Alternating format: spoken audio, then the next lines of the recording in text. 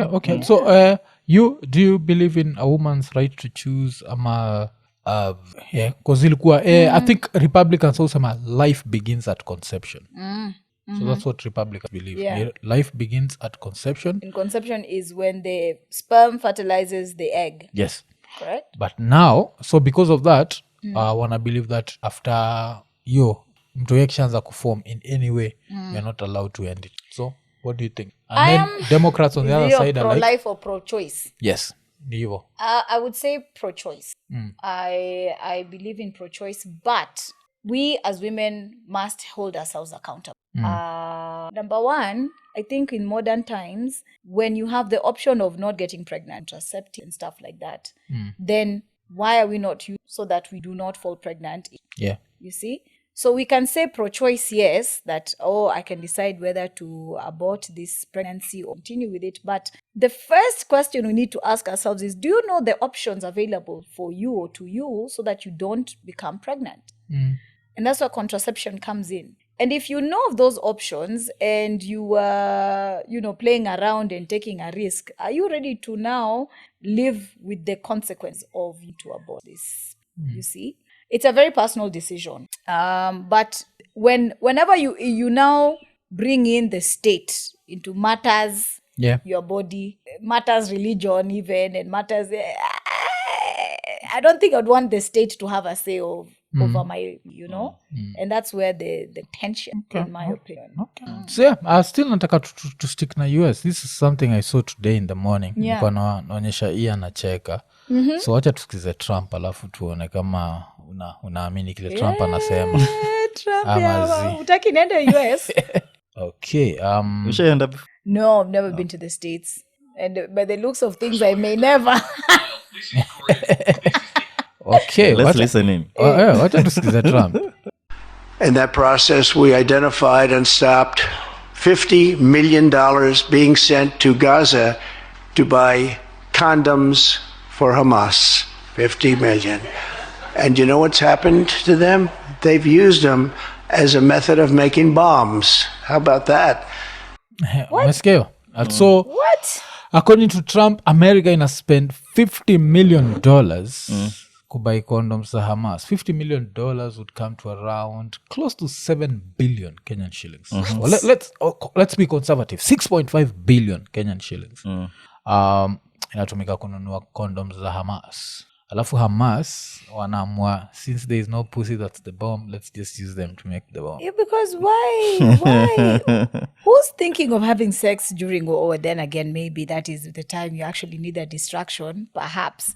But, so the question is what? Could this be real or not? Yeah, is this real? Like in your... Man, I'm not a bomb maker. I don't know. How are they even making bombs using condoms? I'd like to know that technology. Like, how does it even start? I don't know. Be safe one. Safe bombs.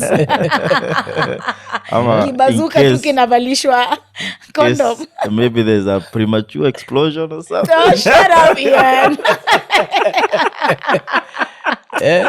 What are you saying?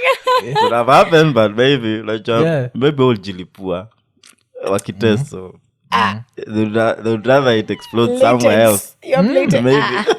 Now they need to show us how that is possible, because it sounds more fiction than real, in my opinion. Umekuwa ukifuatilia stories za states wafuatilia anyway. As a Election. PM So, kuongea kwa Trump- radio, I have to know one or two things internationally. what's Trump going on. unamchukuaje? Ni? Like unachukuaga Trump aje? Like, do you think he's like a serious character ama he's... I'll tell you this. The US has been a joke for a while. It has, imagine, it got to a point, it's so bad that even Trump is looking like the same person. Like, think about that for a second. Yeah.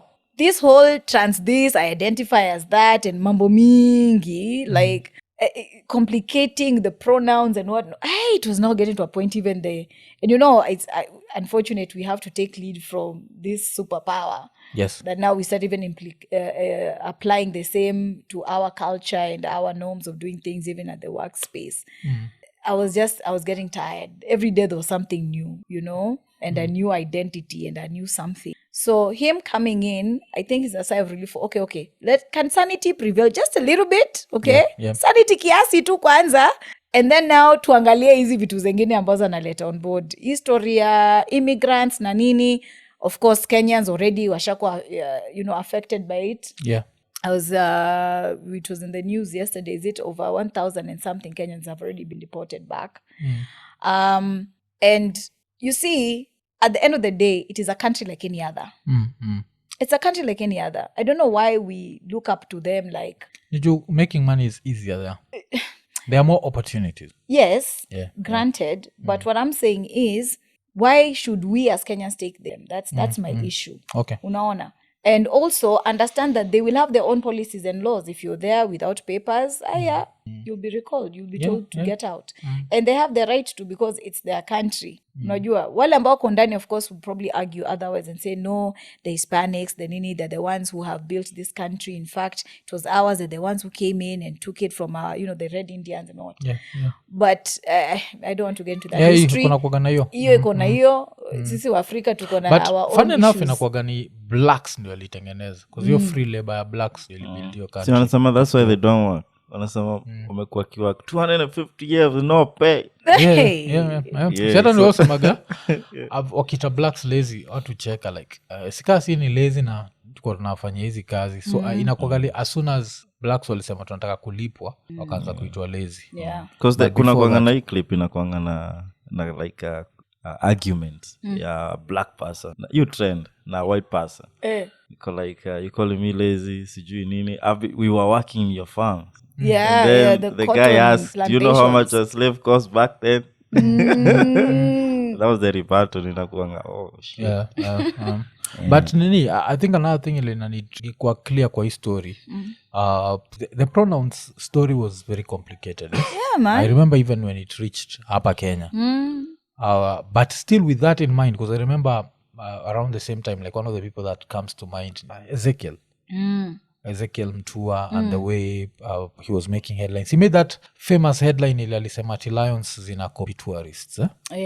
And your lions, niko na feel kama it was a learning experience for humans, especially Africans, to notice that as we fight history ya pronouns, to see fight story ya homosexuality. That happens in nature. It's just nature. Because kila watu wajuagi ni male to female population waga 50-50. Unajua, people think that there are more females than...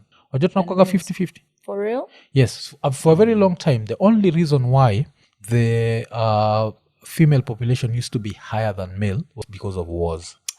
As soon as wars decreased, hata Kenya ukiendaga uangalie.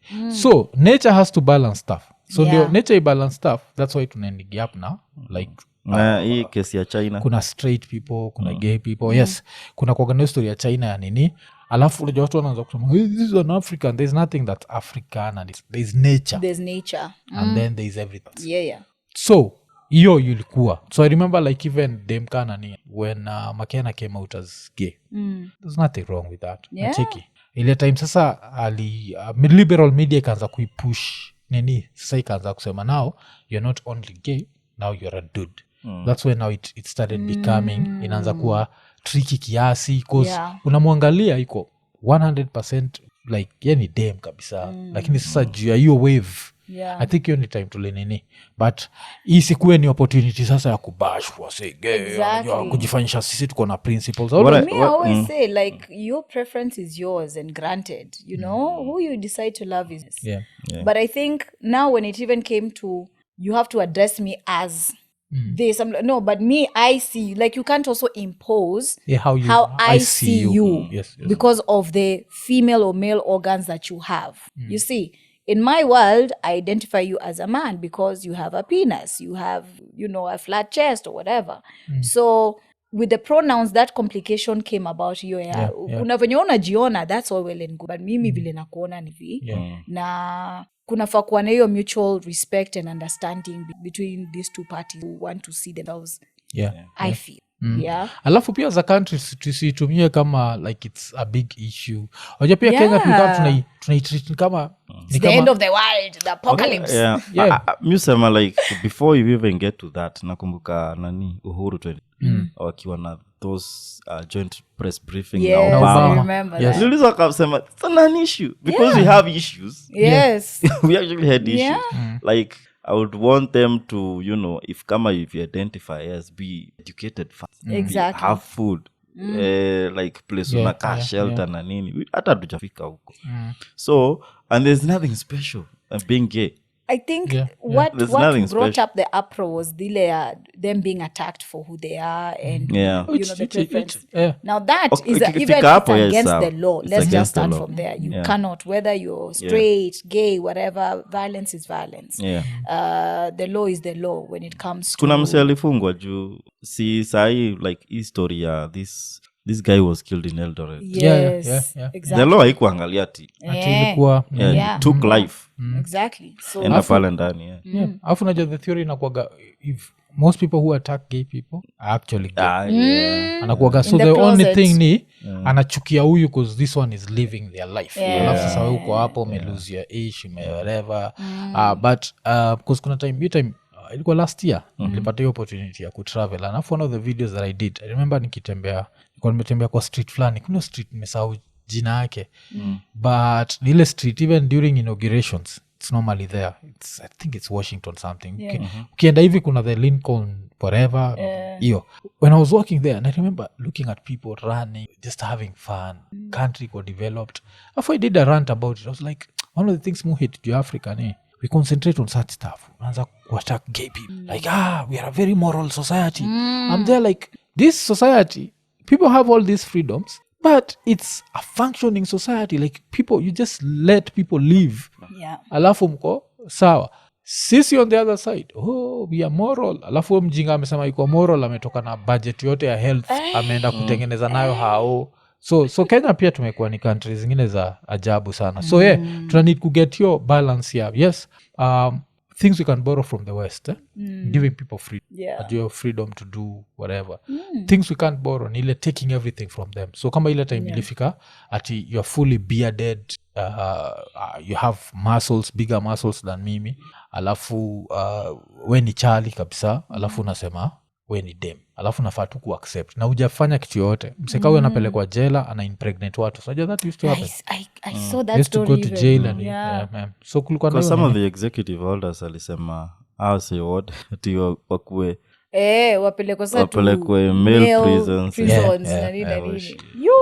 yeah so But maybe there's an issue that also needs to be discussed in our country that's quite hush where we're getting more children born with intersex you. And I think it's probably swept and normally I had a conversation also in the media space. There's a time when I deep dive in interviewed parents and they said, the parent will decide which organ stays and at which birth. is wrong Naona exactly so yeye according to anasema I wanted a son weka ye kijana abaki na the male organ sawa lakini hajaangalia huko ndani akona more XX than XY chromosomes so mtu ana grow up mi nafeel mi ni dame nafeel mi ni dame and that's where now this whole gay issue comes about because you snipped the wrong wire ni kama bomu likata red bala ya green ama green bala ya But red. watches 'cause in manifest. intersex Yeah. the way it's supposed to work it's literally intersex I think if I'm not wrong wanafaa kustay na both organs forever just to make sure and now it's up it's up to sisi to understand how nature works so if someone is intersex you cannot that's not up to them that's nature everything like nature inakuwaga it's a gamble you never know what's going to come out on the other side sindio so mtu akiend up na those two organs that's why we always give the example of the pastor there's a pastor in Kisumu who's intersex unamjuaga and ni both dad na mom so and the fact that someone alim turn into a dad means that there are people who accept them sindio mwingine akamturn into a mom so who are we kuwa hapo has nothing to do with you kwachekigivo alafu kwanza when it's nature like nature alafu nataka kuattack mtu watu tunakwaga na ujinga zingine zile mtu shindagwa nazo kweli na niyo moral high ground and tunakwaga na ujinga mob so I think ni hivyo tu live and let live live yes alafu